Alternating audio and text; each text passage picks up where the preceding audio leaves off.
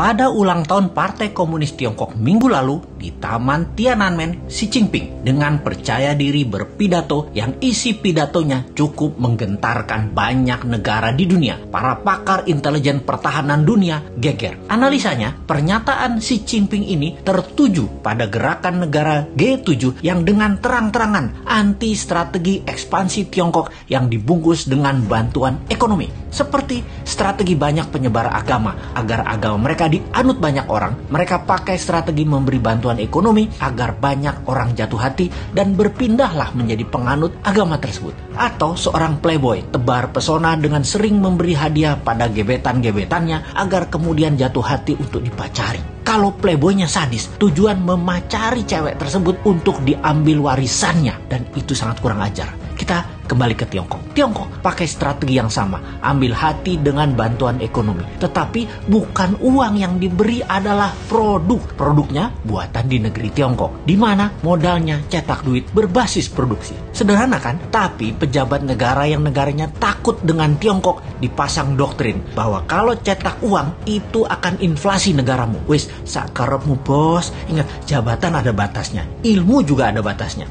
Hanya kebodohan yang ada batasnya. Nanti New Mind pakai strategi sama, memberi. Kalau sekarang kita lanjut dengan G7 yang anti strategi Tiongkok dan akan mempunyai program B3W yang menyediakan anggaran 10 kali anggaran Tiongkok ekspansi ke luar negeri. Kalau New Mind jadi, kita nggak pakai keduanya, kita main sendiri. Wis, pinter kalau urusan dalam negerinya. Ke luar negerinya, kedua pihak G7 dan Tiongkok kita mainkan. Lalu Xi Jinping mengatakan akan melakukan 3 hal: memenggal kepala negara yang melawan dan membuli dan membuat masalah dengan Tiongkok. Tiongkok akan membangun 100 silo. Silo adalah tempat peluncuran nuklir warhead roket. Kemudian akan mengambil secara utuh kembali, yaitu Taiwan, Macau, dan Hong Kong. Ini agresi militer niatnya. Biden, pemimpin Amerika, gemetar. Dan Biden mengajak Tiongkok, Rusia, dan Amerika untuk membuat pertemuan 3 negara. Di sini, perebutan global power mulai dicanangkan. Ini serius. Kalau Anda nasionalis dan patriotis NKRI garis lurus, kita membahas negara mulai dari sini. Kita menengok sejarah dunia dalam masalah perekonomian dunia. Tiongkok sejak 3000 tahun yang lalu adalah wilayah perdagangan dan produsen terbesar di dunia. Di zaman Bizantium, Konstantinopel, ada Alexandria misalnya. Banyak lagi wilayah yang sudah lengkap bentuk negaranya dan makmur. Semuanya berdagang dengan Tiongkok. Baru dalam 200 tahunan ini, Tiongkok kalah dagang dengan dunia barat karena kemajuan teknologi yang pesat di Eropa dan Amerika. Hingga Amerika kemudian